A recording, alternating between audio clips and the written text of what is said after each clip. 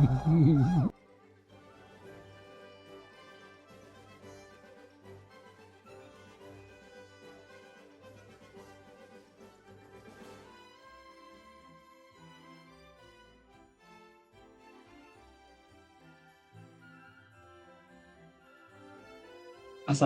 warahmatullahi wabarakatuh. Hai teman-teman semuanya, kabar baik di sini. Semoga teman-teman dimanapun berada dalam keadaan baik dan sehat selalu ya. Semuanya, amin ya robbal alamin. Baik teman-teman, sekarang-sekarang ini bisa dibilang perkembangan teknologi informasi itu cukup berkembang pesat banget ya teman-teman.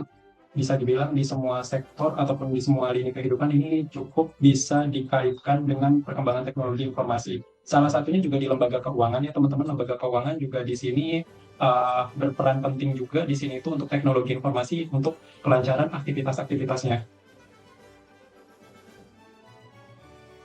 Nah, teman-teman, beberapa peran IT dalam dunia industri keuangan, khususnya di sini ada beberapa ya manfaatnya. Yang pertama di sini tuh untuk sebagai dokumentasi arsip yang bisa dibilang cukup lengkap dan tertata dengan rapi. Yang kedua juga di sini tuh bisa menjadi suatu dari dokumentasinya tersebut itu untuk rekomendasi untuk analisis kredit ke depannya untuk nasabah atau perseorangan atau ibaratnya badan ataupun perusahaan ke depannya apakah layak atau tidak sih untuk diberikan fasilitas untuk pembiayaan. Kalau di dalam syariah ya, kalau di dalam konvensional itu biasanya disebut sebagai fasilitas untuk kredit. Serta di sini juga mungkin secara pribadi juga misalkan sebagai contoh saya pengen mengetahui kira-kira dari pembiayaan-pembiayaan yang pernah saya lakukan di sini tuh datanya apa-apa saja dan ibarat itu historis kredit yang saat ini berjalan itu di sini kredit apa-apa saja yang berjalan ataukah data saja di sini itu sudah sesuai untuk pembiayaan kreditnya atau disalahgunakan. Nah, teman-teman, peran pemerintah di sini salah satunya sebagai lembaga yang mengawasi untuk lembaga keuangan yang ada di Indonesia. Di sini tuh otoritas jasa keuangan khususnya di sini tuh memiliki tugas atau peran di sini tuh untuk melakukan penataan atau dokumentasi terhadap seluruh pembiayaan ataupun aktivitas kredit yang ada di Indonesia. Untuk historisnya dicatat atau disimpan dengan rapi oleh OJK dan nanti di sini sewaktu-waktu lembaga keuangan lain yang membutuhkan data-data tersebut, di sini itu bisa digunakan untuk analisis kredit. Nah, OJK juga mengeluarkan kembali lagi ya suatu bisa dibilang tuh kayak aplikasi khusus untuk melihat kira-kira untuk historis kredit dari nasabah atau customer atau ibaratnya tuh di sini juga bisa untuk yang perseorangan ataupun istilahnya juga bisa untuk badan ataupun perusahaan ataupun organisasi kira-kira layak atau tidak sih untuk diberikan kredit. Di sini tuh ada aplikasi khusus yang dikeluarkan OJK itu disebutnya sebagai SLIK ya atau Sistem Layanan Informasi Keuangan. Nah, selain itu nanti mungkin kita akan telah kembali lagi ya di beberapa menit ke depan bagaimana sih kita mendata atau menganalisis dari SLIK di sini itu sehingga bisa dibilang di sini SLIK-nya ini dari data-data yang kita punya, terus abis itu kita pernah mengajukan kredit, terus abis itu atau pembiayaan, kira-kira pembiayaan-pembiayaannya sudah sesuai atau belum, atau istilahnya di sini adakah pembiayaan-pembiayaan fiktif yang tidak kita lakukan tetapi terdata ada nama kita. Nah itu nanti kita bisa ajukan komplain dan nanti pihak OJK akan merespon dari komplain tersebut dan akan mengkontak ya bisa dibilang lembaga keuangan yang menggunakan data kita itu tidak sesuai dengan yang kita ajukan kredit. Nah, teman-teman sebelum masuk ke hal tersebut, mungkin teman-teman bisa masih nyimak terlebih dahulu ya video berikut ini.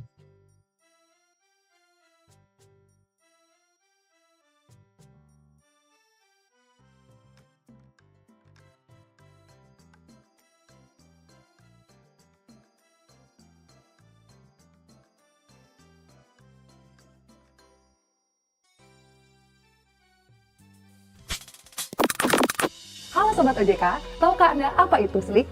SLIK adalah Sistem Layanan Informasi Keuangan yang dikelola oleh OJK. Sejak 1 Januari 2018, SLIK sebelumnya dikenal dengan nama Sistem Informasi Debitur atau SID yang dikelola oleh Bank Indonesia atau lebih sering disebut dengan BI Checking. Tak berbeda dengan SID atau BI Checking, SLIK adalah sistem informasi yang berfungsi untuk melakukan tugas pengawasan dan juga pelayanan informasi keuangan yang mencakup pelayanan informasi debitur atau IDEP.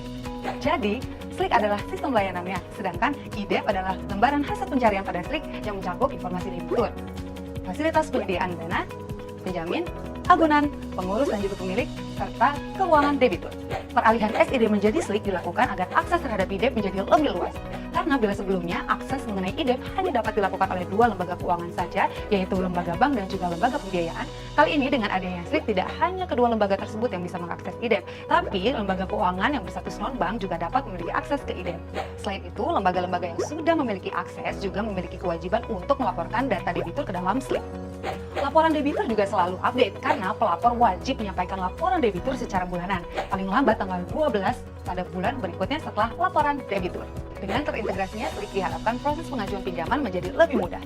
Slik juga diharapkan mampu meminimalisir angka kredit bermasalah atau NPL, yaitu non-performing loan. Bagi yang ingin menggunakan layanan Slik dapat langsung mengunjungi kantor-kantor OJK di pusat maupun di daerah. Informasi mengenai alamat-alamat kantor OJK tersebut dapat dilihat di situs OJK di www.ojk.go.id. Untuk menggunakan layanan Slik guna mendapatkan ide, berikut ini adalah hal-hal yang perlu kamu ketahui dan juga dipersiapkan. Pertama, siapkan kartu identitas asli. Bagi warga Indonesia, siapkan KTP asli. Dan bagi warga negara asing, siapkan paspor. Itu adalah kelengkapan untuk debitur perseorangan. Sedangkan untuk debitur badan usaha wajib membawa KTP asli direktur, akte pendirian perusahaan, perubahan anggaran dasar, dan yang terakhir jangan lupa untuk fotokopi semua dokumen tersebut. Kedua, sebaiknya tidak diwakilkan. Mengapa tidak boleh diwakilkan? Karena untuk menjaga kerahasiaan data pribadi. Namun, jika tidak dapat hadir langsung, masih bisa kok diwakilkan, tapi harus membawa surat kuasa yang dilengkapi dengan materai Rp6.000, KTP asli debitur, dan KTP asli penerima kuasa. Untuk debitur perseorangan. Sedangkan untuk debitur badan usaha adalah KTP asli direktur dan KTP asli penerima kuasa. Bila persyaratan telah lengkap, keseluruhan proses layanan Slik hanya memakan waktu sekitar 15 menit saja untuk mendapatkan ide dalam bentuk hard copy. Nah, ini informasi yang paling penting. Layanan Slik tidak dipungut biaya apapun alias gratis. Untuk informasi lebih lanjut, Sobat OJK bisa menghubungi kontak OJK di nomor telepon 157 atau mengunjungi situs OJK di www.ojk.go.id. Selamat menggunakan Slik!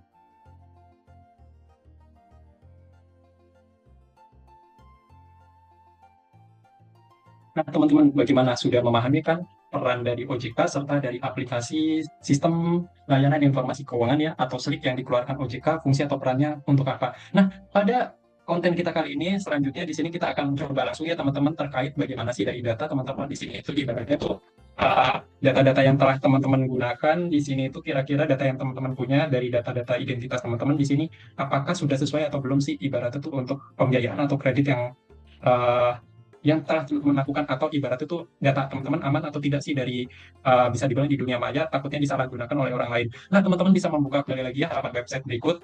Nama halaman websitenya idepku.ojk.go.id/public/pendaftaran online/pre-register. Nah, setelah nanti membuka halaman tersebut muncul tampilan seperti ini ya teman-teman. Setelah itu nanti teman-teman bisa sesuaikan kembali lagi ya untuk jenis debiturnya. Di sini itu pilih yang perseorangan ya. Terus habis itu di sini jenis identitas debiturnya. Terus habis itu nanti tuliskan saja di sini itu sebentar teman.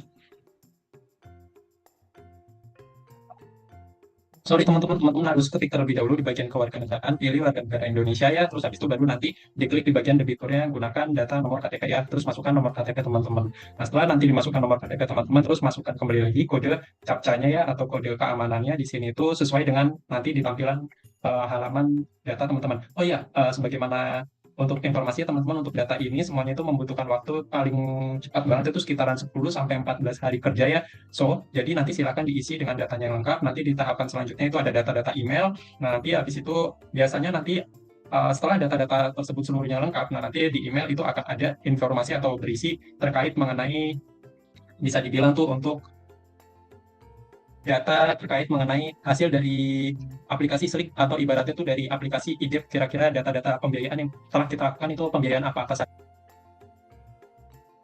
Nah, setelah selang beberapa hari nanti akan muncul ya tampilan dari email dari OJK ya. Ini kebetulan karena waktu itu ini pada saat masih terjadi pandemi COVID ya. Ini saya sempat pernah mengajukan Slik OJK dan waktu itu memang secara personal masing-masing dari kantor wilayah atau kantor layanan ya. Jadi di sini menyajikan link halaman web. Jadi waktu itu masih belum seperti waktu ini teman-teman atau pada saat dulu ya. Jadi belum ada link khusus langsung terpusat ke kantor pusatnya OJK yang ada di Jakarta. Nah, ini pun juga bisa dibilang per hari itu dibatasi, ini saya agak kurang paham ya atau lupa, kemungkinan itu dalam satu hari itu mungkin hanya dibatasin sekitaran 100 atau berapa, saya masih agak-agak lupa ya teman-teman. Saya pernah melihat review atau artikel untuk layanan IDEP ini dalam satu hari itu untuk yang perseorangan itu layanannya itu dibatasi untuk berapa nasabah atau beberapa customer saja kayak gitu. So, jadi saran saya alangkah lebih baiknya mungkin dari jauh-jauh hari ya. So, setelah teman-teman menelaah dari video ini, alangkah lebih baiknya langsung dikerjakan untuk pengerjaan tugasnya sesuai dengan link file yang saya kirimkan yang ada di grup ya. Jadi sehingga pada saat nanti mepet pengumpulan tugas itu tidak repot-repot atau tidak gerasa gerusuk ya kan gitu untuk pengumpulan tugasnya. Nah, ini kebetulan saya sudah mendapatkan email, terus habis itu dari hasil emailnya di sini tuh saya download ya, terus habis itu nanti muncul tampilannya seperti ini ya teman-teman. Nanti silakan dimasukin passwordnya, terus habis itu setelah dimasukin passwordnya muncul tampilan seperti ini. Sebentar. Nah, ini dia teman-teman. Nah, ini tampilan dari hasil sistem layanan informasi keuangan atau SLIK dari OJK yang bisa dibilang hasil datanya itu disebutnya sebagai IDEP atau informasi debitur, atau yang ibaratnya bisa dibilang informasi terkait mengenai pembiayaan apa-apa saja sih yang pernah kita lakukan. Terus habis itu nanti mungkin pada beberapa menit selanjutnya nanti akan saya jelaskan ya bagaimana cara membaca dari file terkait mengenai informasi pembiayaan yang telah kita lakukan di sini, dan ibaratnya itu ada pembiayaan-pembiayaan fiktif nggak sih yang seharusnya tidak kita lakukan tetapi kok terbaca atau terdata nggak sih di aplikasi atau di data yang telah direkap oleh OJK. Nah, ini dia teman-teman, ini selanjutnya di sini kita akan menelaah ya kira-kira lembaga-lembaga keuangan apa-apa saja sih yang telah melakukan atau memberikan pembiayaan kepada kita. Ini kebetulan pada saat waktu itu saya sebelum di UIN Cirebon ya, atau IAIN Cirebon, sebelumnya saya di tahun 2018 sampai dengan tahun 2021 awal saya sempat mengajar di Politeknik Negeri Balikpapan ya pada saat itu. Dan karena di Balikpapan itu kan berada di Pulau Kalimantan ya teman-teman, so jadi kan saya harus pintar-pintar mencari, ibaratnya pada saat waktu itu untuk pulang itu harus mencari transportasi yang benar-benar hemat. Nah, kebetulan waktu itu saya ngelihat kebetulan ada travel fair, terus habis itu di sini ada promo terkait dari Traveloka di sini itu ya, makanya itu saya coba untuk membuka dari aplikasi dari Traveloka Pay Later, dan diberikan di sini itu pembiayaannya atau limit kredit dari Traveloka Pay Later ini dikeluarkan oleh Bank Sinarmas. Dan di sini ada CS Finance ya, atau bisa dibilang tuh kayak, bisa dibilang tuh kalau misalkan CS Finance itu kayak misalkan nih ayah atau ibu teman-teman tuh kayak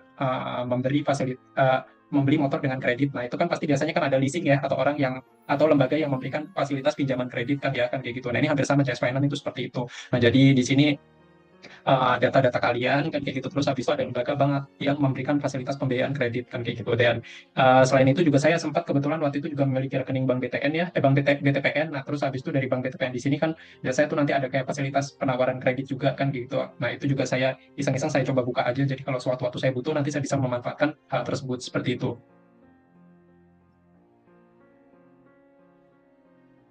Nah, selanjutnya di sini ada ringkasan fasilitas ya. Apa sih yang dimaksud dengan ringkasan fasilitas? Jadi di sini itu seluruh dari lembaga keuangan yang memberikan fasilitas kredit ke kita di sini itu memberikan limit maksimalnya itu berapa. Nah, di sini kebetulan saya mendapatkan maksimal dari pembiayaan atau limit itu sebesar 191 juta sekian. Dan di sini untuk bagi debit itu apa sih? Nah, jadi ibaratnya total utang atau total pembiayaan yang masih belum lunas atau belum dibayar. Nih kebetulan karena saya waktu itu juga sempat cicil KPR rumah ya teman-teman di salah satu perbankan. Nah, jadi di sini totalnya agak cukup gede ya. Ini saya belak-belakin aja ke teman-teman, tetapi ini makanya ini file ini juga saya batasin, jadi tidak semua orang bisa membuka atau akses dari file ini. Jadi ini sebagai gambaran atau sebagai belajar buat teman-teman, kira-kira dari data-data kreditnya ini datanya itu udah sesuai atau belum sih dari data teman-teman. Jadi kita pengen belajar dari data IDEP yang saya punya di sini tuh biar bisa sebagai gambaran buat teman-teman untuk membaca dari hasil PDF IDEP atau informasi debitur yang dikeluarkan oleh Otoritas Jasa Keuangan.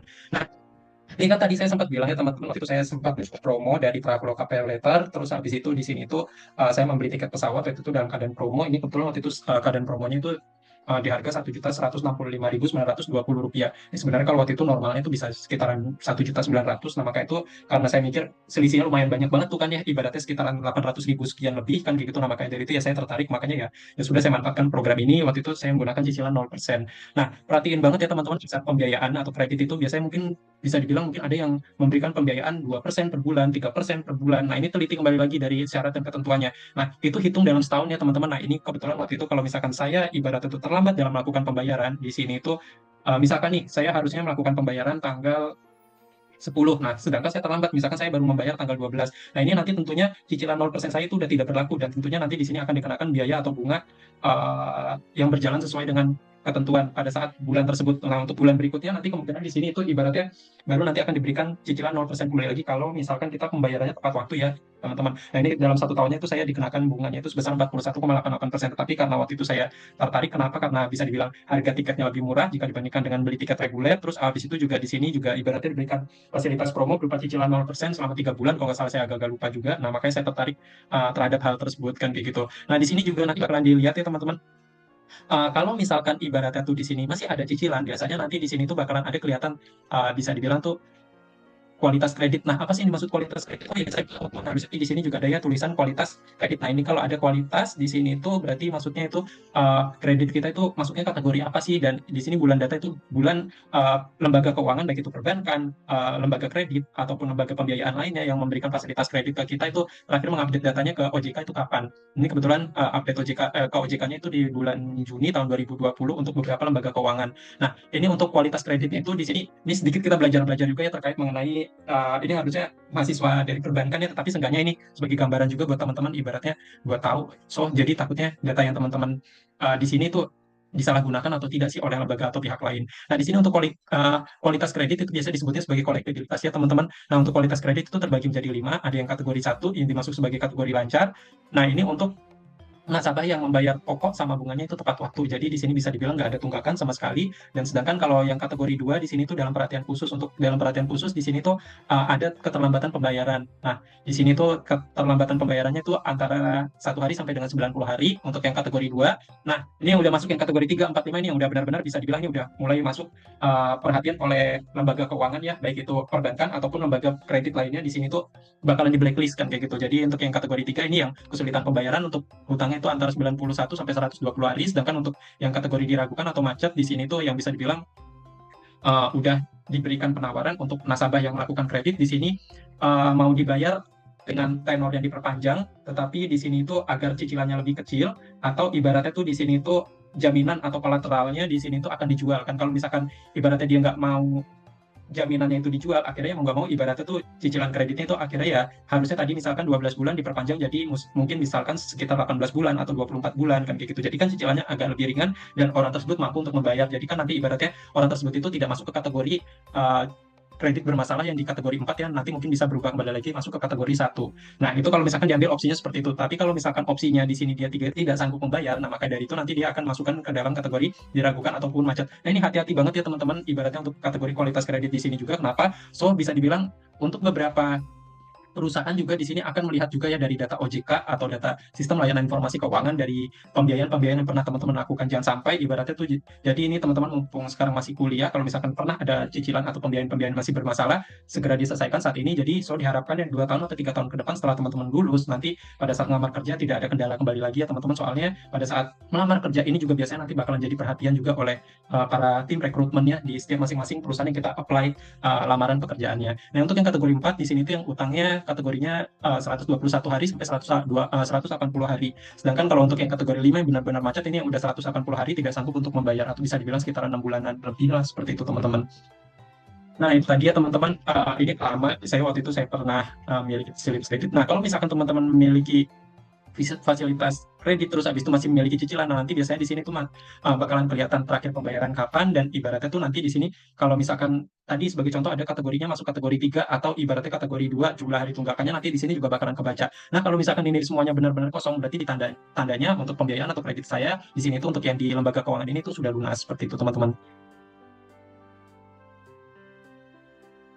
Nah, contohnya seperti ini tadi, ya ini saya masuknya ke dalam kualitas kreditnya itu kategori 1 ya, sedangkan jumlah hari tunggakannya itu 0, 0, 0, 0, 0 semuanya. Jadi bisa dibilang saya kebetulan emang memiliki juga fasilitas kartu kredit ya. Jadi nanti di sini begitu juga sama teman-teman, kalau teman-teman punya kartu kredit ataupun ibaratnya tuh kayak tadi kayak pay letter, jumlah pay letternya juga nanti bakalan dicantumkan juga di sini oleh lembaga-lembaga keuangan baik itu perbankan ataupun lembaga fasilitas kredit kan kayak gitu. Dan ini kebetulan saya memiliki limitnya pada saat dulu ya, pada saat awal tuh sekitaran 8 juta rupiah. Dan ini untuk yang di Bank BRI. Terus habis itu semua kartu kredit yang kalian punya, misalkan kalian punya 2 kartu kredit atau 3 kartu kredit pun juga semuanya pasti bakalan dicantumkan di dalam data IDEP OJK di sini.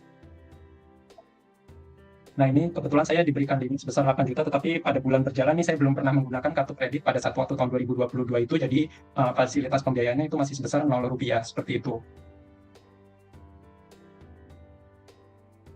Dan yang ini saya punya juga kartu kredit dari Bank BCA ya teman-teman, di sini bisa kelihatan ya jenisnya itu di bagian jenis atau pembiayaan itu kartu kredit, derivato atau kartu pembiayaan syariah.